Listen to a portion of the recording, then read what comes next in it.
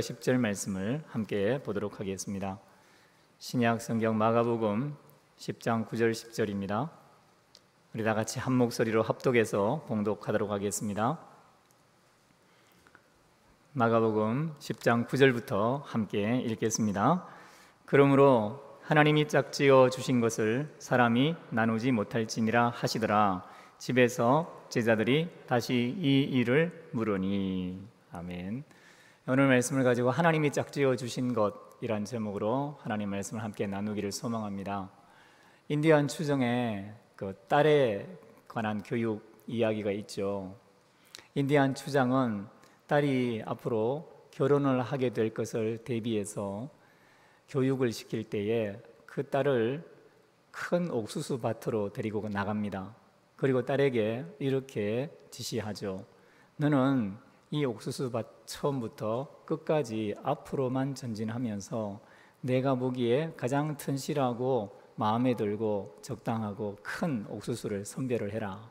그러면 내가 너에게 옥수수를 줄 뿐만 아니라 다른 좋은 선물도 줄 것이다. 딸이 추장 아버지의 지시를 받고 옥수수를 선별하기 시작합니다. 옥수수밭에 들어가서 초입에 보니까 괜찮은 옥수수가 있지만 앞으로 더 좋은 옥수수가 있을 가능성 때문에 크고 튼실하고 굵은 옥수수를 그냥 지나치는 경우가 생기죠.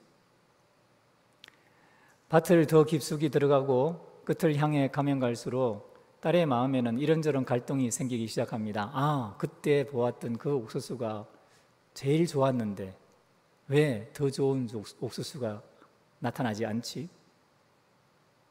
그런 후회를 하기는 하지만 앞으로 나아갈 길이 많이 남았다고 생각하기 때문에 계속해서 선택하는 것을 머뭇거리거나 미루거나 또 결정하지 못하며 나아가는 경우도 있고, 어떤 딸은 초입에 좋은 것을 미리 선정했는데 나아가면서 보니까 더 큰 옥수수를 발견하고 그것 때문에 후회하는 경우도 있다는 것이죠.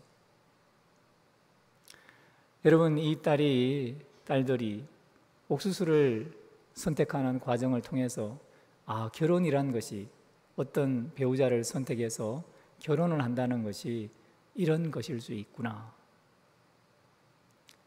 먼저 잘못 선택하면 나중에 후회할 수 있고, 또 나중에 선택하면서 먼저 선택하지 못한 것 때문에 후회할 수도 있구나. 후회하지 않기 위해서 잘 선택해야 하겠구나 라는 생각을, 지혜를 갖게 된다는 것입니다. 결혼은 아주 중요한 것이죠. 오늘 우리가 읽은 이 말씀은 결혼에 관한 예수님의 이 세상사에 관한 이야기일 뿐만 아니라 인생사에서 결혼을 통해서 우리가 영적으로 무엇을 얻어야 하는지에 대한 예수님의 교훈이 담겨 있는 진리의 말씀입니다. 그래서 여러분, 이것을 한쪽 면만 보면 오해하고 또 쉽게 마음의 상처를 받고 다른 사람을 비난하는 자리에 들어갈 수가 있어요. 결혼은 인생사이지만 결혼이 전부가 아닙니다. 결혼은 영원한 하나님 나라의 결혼을 바라보게 만드는 인생사의 도구일 뿐입니다. 큰 일륜지 대사이지만 이것은 우리의 영적인 대사이기도 합니다. 그래서 오늘 말씀이 저와 여러분을 개인적으로 돌아보게 만드는 복된 은혜의 말씀 되기를 소망합니다. 저는 딸을 가진 아버지의 마음으로 오늘 말씀을 준비했고, 이 말씀은 개인적으로 적용하는 것입니다. 누구에게든지 이 말씀을 가지고 잣대를 대기 시작하면 그것은 말씀을 오해한 것입니다. 바리새인들의 태도가 그랬습니다. 예수님은 지금 갈릴리를 떠나서 유대 지방 요단강 건너편에 도착을 했죠. 예수님은 예루살렘으로 향하고 있었습니다. 하나님의 뜻을 이루기 위해서 십자가의 죽음을 앞두고 계셨죠. 그런데 그때에 1절에 보니까 예수님이 그곳에 도착하자마자 많은 사람들이 예수님께로 나왔고 예수님은 그들을 가르치기 시작합니다. 마가복음 말씀은 그냥 예수님이 가르쳤다라고 말씀하지만 병행 본문이 있는 마태복음 19장에 따르면 예수님이 많은 병자를 고치시면서 그들에게 있는 무지와 또 연약함을 치료하시는 장면을 기록합니다. 많은 무리가 몰려들었습니다. 이렇게만 진행되면 얼마나 좋을까요? 근데 2절에 보니까 바리새인들이 예수님께 나와서 예수님을 시험하면서 묻기 시작합니다.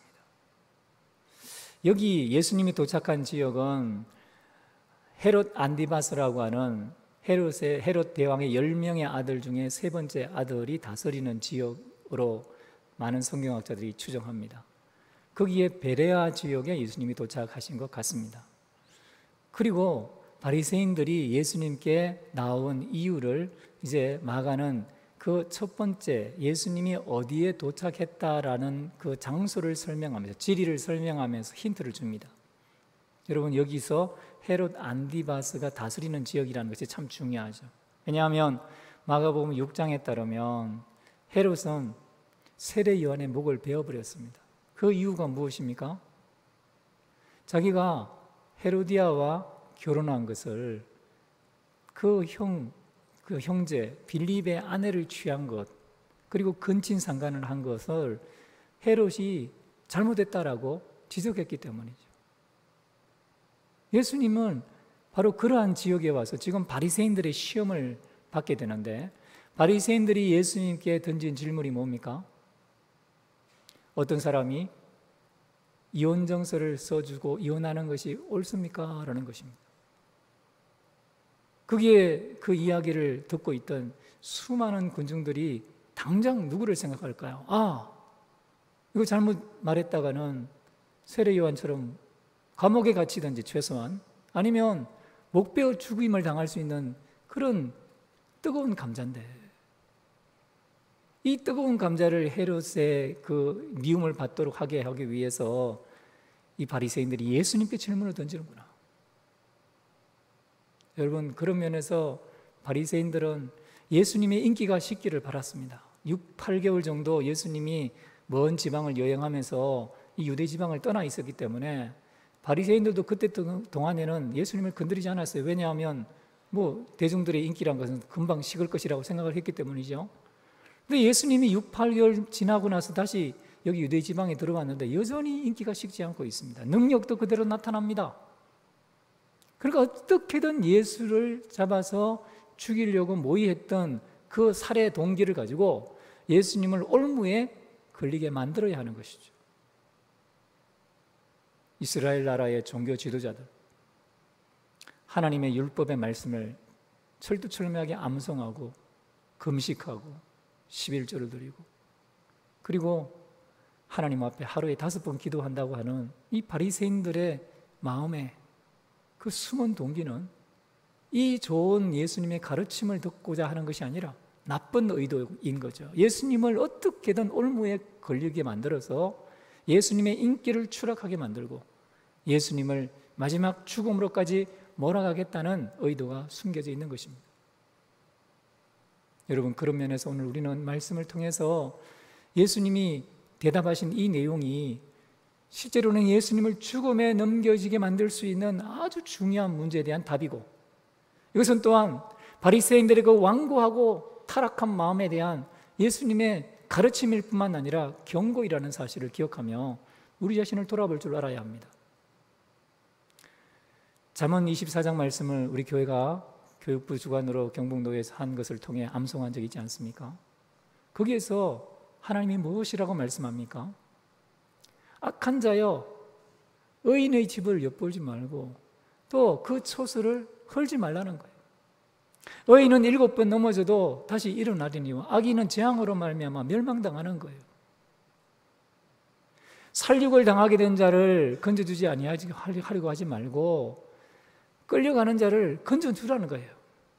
왜냐하면 그때 말하기를 내가 그것을 알지 못하였다라고 말할지라도 우리 영혼을 저울질하시는 이가 어찌 통찰하지 못하시겠으며 우리 영혼을 지키시는 이가 어찌 알지 못하시겠느냐. 하나님이 각 사람이 행한 대로 심판하시리라. 그 행위대로 심판하시리라 라고 말씀하고 있습니다. 그러나 바리새인들은 악인이었고 악한 마음을 가지고 나쁜 질문을 하고 있었습니다. 여러분, 이혼에 관한 문제, 결혼에 관한 문제가 자기 자신에게 적용되어서 하나님 앞에 여전히 음행을 행하고 있는 신랑 되신 예수님을 배반하고 예수님의 충성스러우심을 배신하며 하루하루를 살아가는 저와 여러분의 개인적인 죄의 책망으로 받아야지, 이걸 가지고 다른 사람에게 잣대를 대고 어떤 사람을 함부로 난도질하는 그런 도구가 되면 절대로 되지 않는 것입니다. 바리새인들이 예수님께 이런 질문을 던진 의도가 바로 그런 것일 뿐만 아니라 그들은 그 당시 여인들을 철저하게 이용하고 지배했습니다. 그 이혼 정책을 유지하기를 원했습니다. 그 당시 바리새인 두 학파가 있는데 힐렐 학파와 샴마이 학파가 있었죠. 힐렐 학파는 급진적인 이혼 정책을 사용했습니다. 그들은 신명기 24장 1절에서 4절에 나오는 말씀을 이용해서 여인이 부정한 것이 드러나면 이혼 정서를 주고 이혼하는 것을 남자에게 허락했다라고 그 말씀을 가지고 옵니다. 그래서 남성 지배적인, 남성 주도적인 사회로 사회를 유지하려고 했습니다. 힐렐 학파 중에 그들이 여인에게 이혼 정서를 주고 이혼을 합당하게 법적으로 선언하는 내용이 뭐가 있냐면, 여인이 길을 가다가, 이제 아내를 말합니다. 어떤 유부녀가 길을 가다가 머리를 숙이고 길을 걷는다든지, 길을 가다가 어떤 남자와 대화를 한다든지, 남편 앞에서 시부모님을 욕한다든지, 심지어 음식을 태워서 음식을 부정하게 만들면 이혼 정서를 줄 수가 있다는 거예요. 바리새인들 대부분이 이러한 이혼 정책을 지지했습니다. 조금 더 보수적이었다고 하는 샴마이 학파 역시도 신명기 24장 1절에서 4절에 나와 있는 그 본문을 그대로 문자적으로 적용해서 여인이 간통을 하면, 음행을 하면은 당연히 이혼해야 된다, 그렇게 법적으로 만들었습니다. 그 법 조항을 가지고 예수님 앞에 들이대는 거죠. 여러분, 신명기 24장 1절에 4절이 뭡니까? 화면에 나올 텐데 우리 한번 같이 읽어볼까요?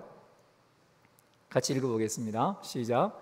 사람이 아내를 맞이하여 데려온 후에 그에게 수치되는 일이 있음을 발견하고 그를 기뻐하지 아니하면 이혼 정서를 써서 그의 손에 주고 그를 자기 집에서 내보낼 것이요, 그 여자는 그의 집에서 나가서 다른 사람의 아내가 되려니와 그의 둘째 남편도 그를 미워하여 이혼 정서를 써서 그의 손에 주고 그를 자기 집에서 내보냈거나 또는 그를 아내로 맞이한 둘째 남편이 죽었다 하자, 그 여자는 이미 몸을 더럽혀선즉 그를 내보낸 전 남편이 그를 다시 아내로 맞이하지 말지니 이 일은 여호와 앞에 가증한 것이라. 너는 내 하나님 여호와께서 내게 기업으로 주시는 땅을 범죄하게 하지 말지니라.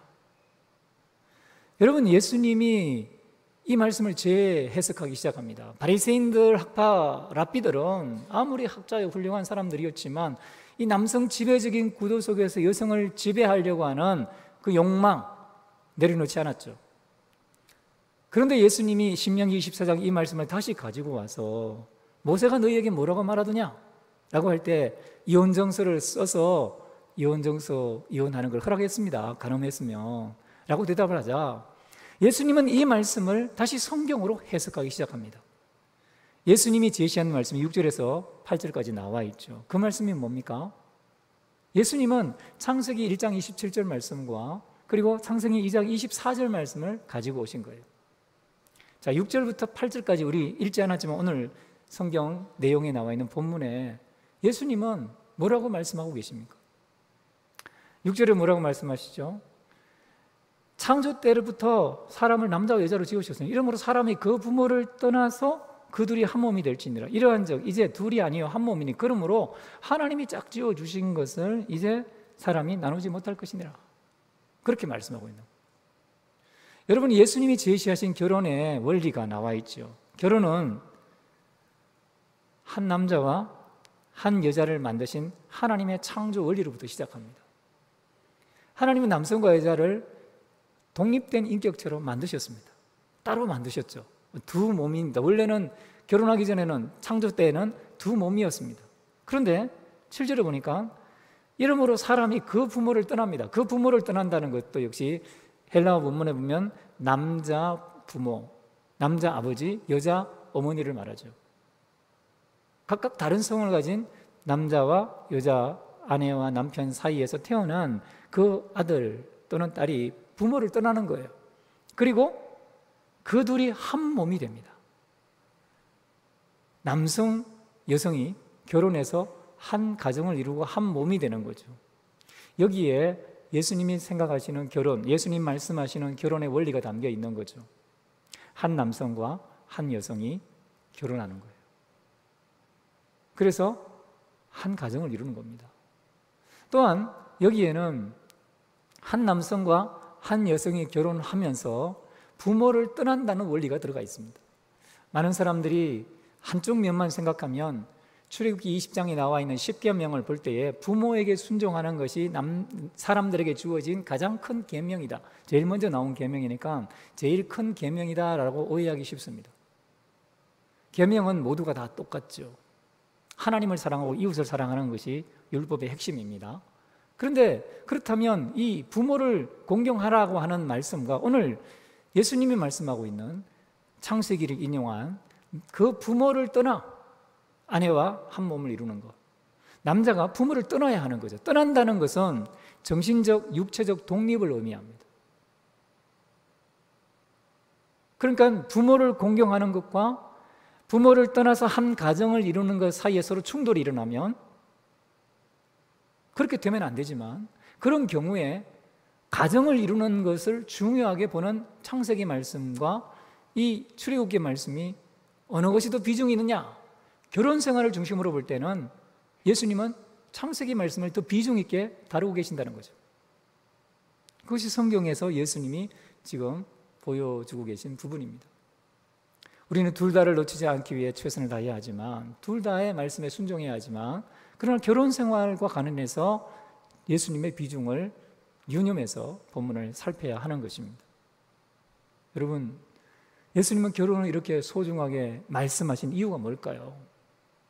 그것은 바리새인들이 지금 사회적으로 결혼을, 이혼 유지 정책을 펴면서 결혼을 희석화하고 하나님이 원래 결혼에 대해서 만드신 창조의 원리, 하나님의 결혼에 대한 계획을 깨닫지 못하고 있다는 것입니다. 하나님은 결혼을 통해서 새로운 한 몸을 만드십니다. 여러분, 하나님이 7일간의 창조를 통해서 모든 것을 창조하시고 안식하셨다고 하지만 그 창조 이후에 하나님이 재창조의 일이 일어나게 만드시는데, 한 남자와 한 여자가 결혼해서 한 몸이 되는 새로운 창조의 역사가 일어나는 거죠. 그러니까 결혼한 남성과 여성은 이제 따로 된 몸이 아니라 한 몸이 되는 거죠. 새로운 창조가 일어난 거죠. 여러분, 이것을 만일 구체적으로 더 확대하고 더 정확하게 해석하면 어떻게 됩니까? 하나님이 보실 때에 사람은 결혼한 그 순간 이미 한 몸입니다. 예수님은 모세가 이스라엘 백성들에게 이혼 정서를 주어서 결혼 이후에 이혼할 것을 허용한다라고 말씀하시면서 그 이유가 뭐냐면 5절에 보니까 하나님이 너희의 마음의 완악함을 인하여 이것을 허용했지만 원래는 그렇지 않다. 5절에 분명히 그렇게 말하거든요. 너희 마음이 완악함으로 말미암아 이 명령을 기록하였거니와. 원래 하나님이 창조하실 때 또 사람들에게 결혼 제주를 주실 때는 한 몸이 되는 것이다 라고 분명하게 말씀하고 계신 거죠. 여러분, 여기서 우리가 심각하게 받아들여야 될 결혼의 원리를 보게 되는 것입니다. 결혼은 하나님이 짝지어 주신 것입니다. 유대인들은 예수님께 결혼의 주도권이 남성에게 있는 것처럼 예수님이 이혼 정서를 허락하는 이 모세오경의 말씀대로 가르치시는지, 또는 헤롯 일가에게 미움을 당하는 그런 말을 할 건지 예수님을 시험하고 있지만, 예수님은 결혼의 주도권을 하나님께 올립니다. 하나님이 짝지어 주셨습니다. 하나님이 짝이 되도록 만들어 주셨습니다. 사람들은 결혼하면서 내가 선택했다, 내가 그 사람을 만났다라고 생각할 수 있습니다. 실제로 어떤 배우자의 여러 가지 조건을 보고 그 사람의 성품이나 또는 가정 배경이나 또는 능력이나 아니면 외모나 이런저런 모습을 보고 결혼 상대자를 선택해서 결혼을 합니다. 그러나 인류의 모든 결혼의 배후에는 하나님의 간섭이 있습니다. 하나님이 허락하지 않으면 머리카락 하나도 휘감게 될 수 없잖아요. 하나님이 주관하시는 거죠. 그래서 하나님이 짝지어 주신 것입니다. 하나님이 짝지어 주셨고 한 몸이 되게 하셨습니다. 그러니까 하나님은 결혼한 사람을 볼 때 한 몸으로 보시는 거죠. 그래서 사람이 나누지 못할지니라, 주도권이 하나님께 있습니다. 사람이 헤어지게 하지 못할지니라, 주도권이 하나님께 있습니다.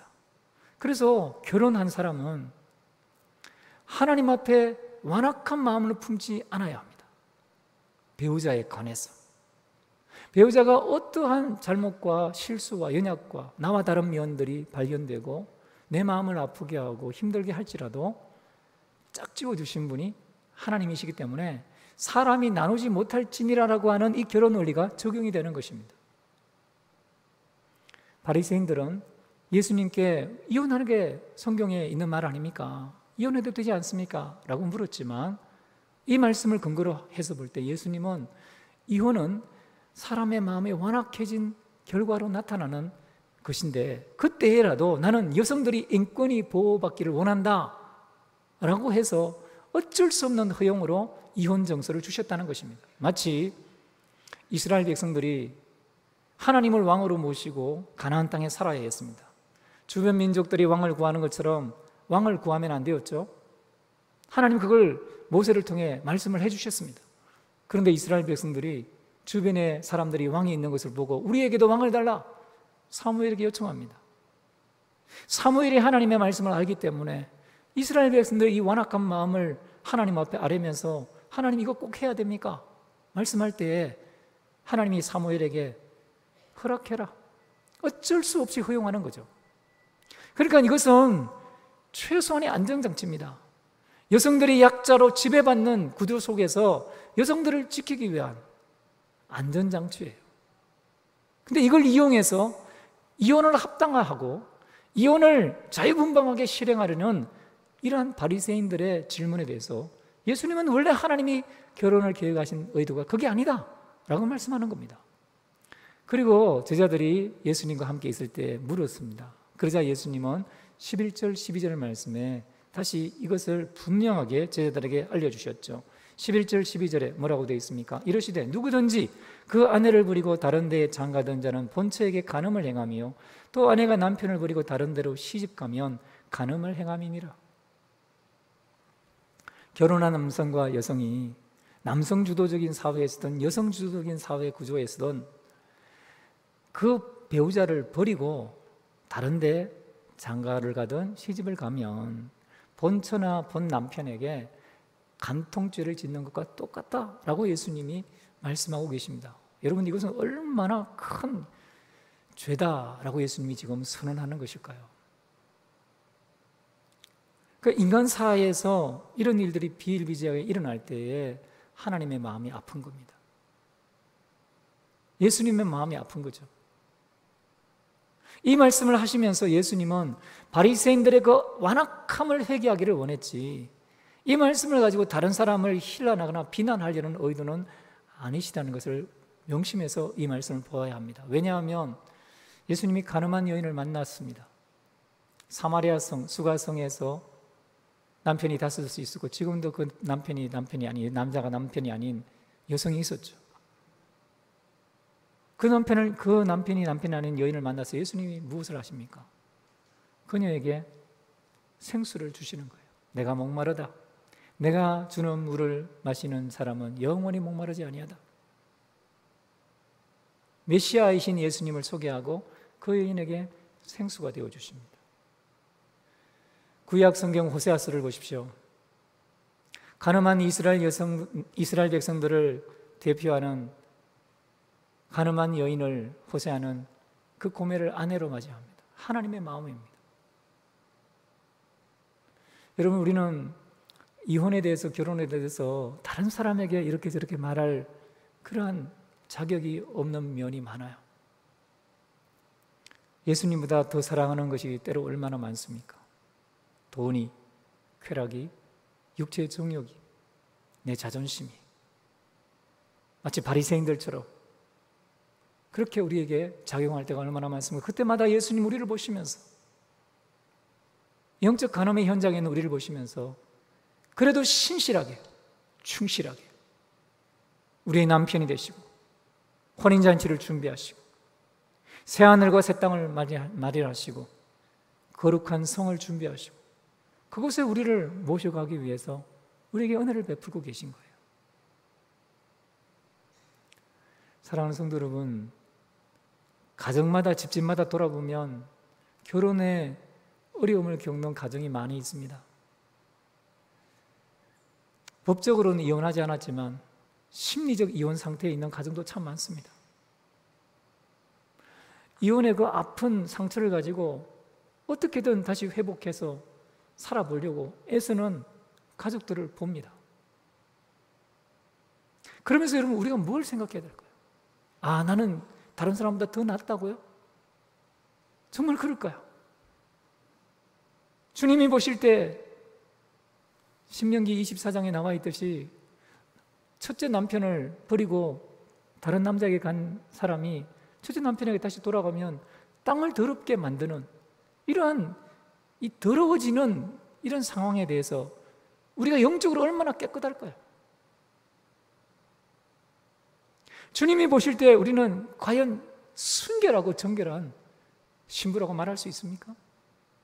그런 관점으로 예수님은 지금 바리새인들에게 결혼에 대해서 다시 말씀을 돌아보기를 원하는 겁니다. 너희가 사회를 다스리고 있다고 그렇게 법을 가지고 나와서 한 남성과 한 여성을 이렇게 난도질을 하려고 하는데 과연 너희는 하나님이 보실 때 완악한 마음을 가지고 이런 일을 행하고 있는데 너희가 하나님 보시기에 옳으냐? 거룩하냐? 예수님 묻고 계신 겁니다.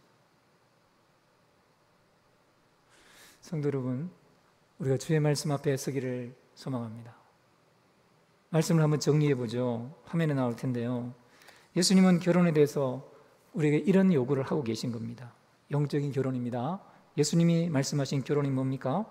결혼은 하나님의 선물이며 하나님으로부터 그 의미와 의의를 받는 것입니다.